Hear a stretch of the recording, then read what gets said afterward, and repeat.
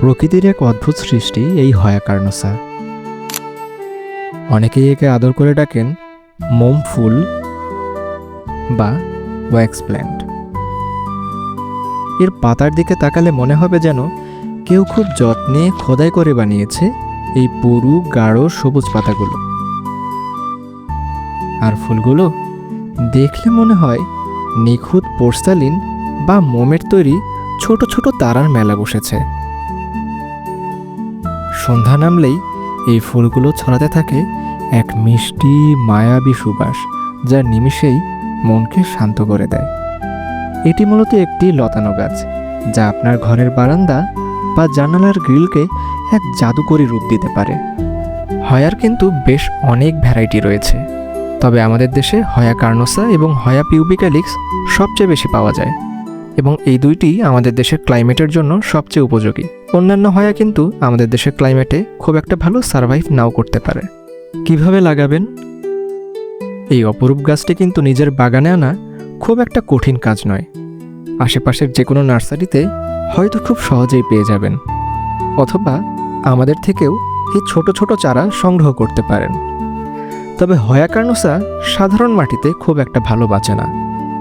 এর চাই এমন একটি পটিং মিক্স যা খুব সহজেই পানি ঝরিয়ে দিতে পারে, অনেকটা অর্কিডের মতো।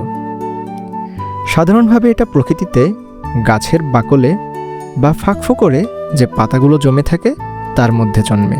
তাই এটাকে একটা প্রাকৃতিক পরিবেশ দিতে কোকো হাস্ক বা নারিকেলের ছোবড়ার টুকরো, সামান্য কাঠকয়লা এবং ভার্মি কম্পোস্ট মিশিয়ে একটি আদর্শ পটিং মিক্স তৈরি করতে পারেন।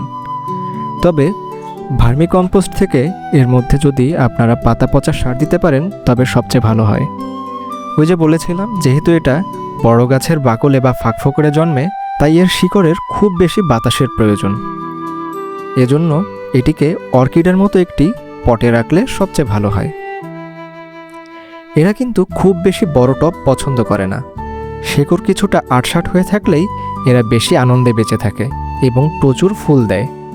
তবে এই গাছের জন্য কিন্তু প্রচুর আলোর দরকার, তবে দুপুরে সরাসরি রোদে এর পাতা পুড়ে যেতে পারে। পানি দেওয়ার ক্ষেত্রে আপনাকে একটু হিসেবি হতে হবে। বেশি পানি দিলে কিন্তু এর রুট রট হতে পারে।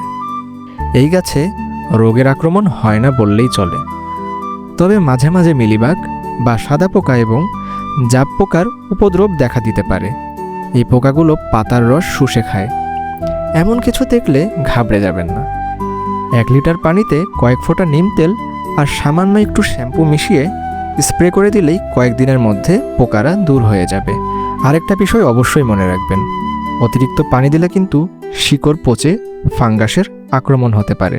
তাই আমি আবারও বলছি, মাটি ভেজা থাকলে পানি দেওয়া থেকে বিরত থাকুন। এই গাছ কিন্তু অতিরিক্ত সার একদমই পছন্দ করে না, তাই একে মাসে সর্বোচ্চ 1 চামচ ভার্মি কম্পোস্ট বা পাতা পচা সার দিতে পারেন। মাঝে মধ্যে দেখবেন ছোট একটা ডাল হুট করে লম্বা হয়ে বের হয়ে গিয়েছে, যাতে কোনো পাতা নেই, ফুল নেই, কিছুই নেই। আপনারা মনে করতে পারেন এটি একটি অপ্রয়োজনীয় অংশ। এটি কিন্তু ভুলেও কাটবেন না, কারণ এই ডালটি থেকেই পরবর্তীতে নতুন পাতা গজাবে এবং ফুল আসবে।